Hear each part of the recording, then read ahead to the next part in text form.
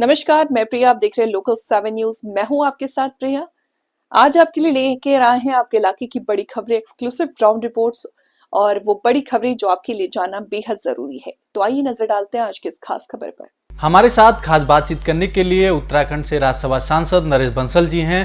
Sir, बात किया जाए पिछले दिनों बिहार में जिस तरीके से एनडीए की पूर्ण बहुमत से सरकार बनी, उसको लेकर क्या कहना चाहेंगे?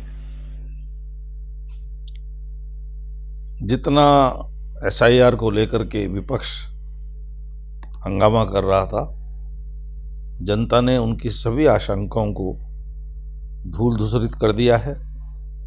जनता ने अपना भरपूर आशीर्वाद, विकास, सबका साथ, सबका विकास, सबका विश्वास, सबका प्रयास, माननीय मोदी जी के नेतृत्व में जिस पिछले 11 साल से जैसा हो रहा है, और बिहार में नीतीश जी के नेतृत्व में बिहार ने जो विकास की राह पकड़ी है, उस राह को अपना समर्थन दिया है। सारे दावे बाकी लोगों के गलत साबित हुए हैं।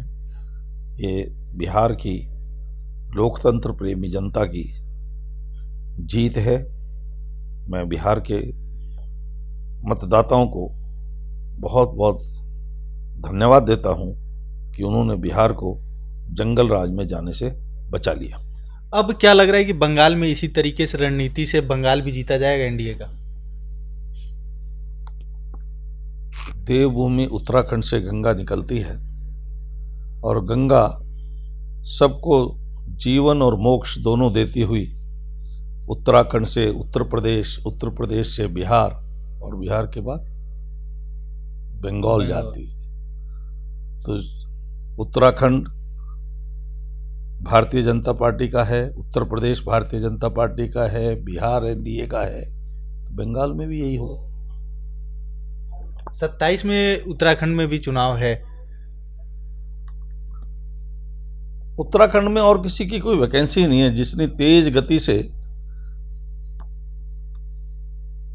देश के यशस्वी प्रधानमंत्री नरेंद्र मोदी जी का उत्तराखंड से बेहद लगाव है।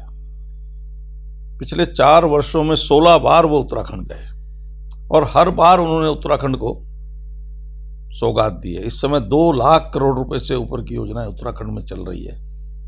Road connectivity, rail connectivity, air connectivity, विकास के चरम पर है। हर प्रकार से हमारा बजट कई गुना बढ़ गया। पर कैपिटा इनकम देश के औसत से ज़्यादा है। फाइनेंशियल मैनेजमेंट में हमको अवार्ड मिला है और इजी डूइंग बिजनेस में अचीवर्स का हमको अवार्ड मिला है।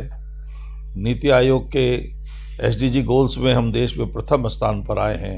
हिमालयी राज्यों में हमारा विशेष स्थान है। तो द्रुत गति से प्रगति कर रहा है उत्तराखंड और बेरोजगारी की दर को हमने 4% कम किया है। रोजगार के अवसर दिए हैं। 4 साल में ही 26,000 नौकरियां दी हैं। उस पर हमारी भ्रष्टाचार पर 0 टॉलरेंस है। आईएएस पीसीएस लेवल के लोग जेल में गए हैं।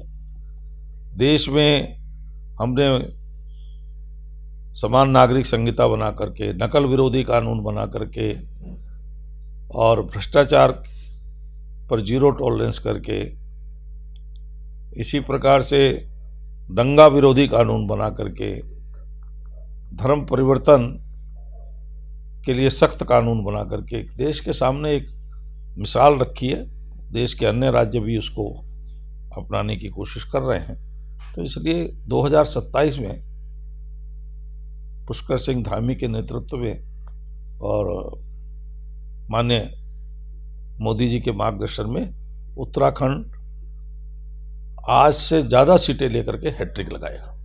एक लास्ट सवाल रहेगा। देखा गया पिछले दिनों दिल्ली के अंदर जिस तरीके से धमाका हुआ, उसके बाद लगातार देश के तमाम ऐसे क्षेत्रों में जो है धमकी मिलती जा रही है। कहीं ना कहीं लगातार ये भी कहा जा रहा है कि जो सरकार है वो कमज़ोर है, क्योंकि विपक्ष का ये कहना है कि सरकार जो है वो कमज़ोर है, इनका पता नहीं लगा पा रही है या इनको ख़त्म नहीं कर पा रही है। सरकार पता लगा करके निरंतर ख़त्म कर रही है। आज कश्मीर से लगभग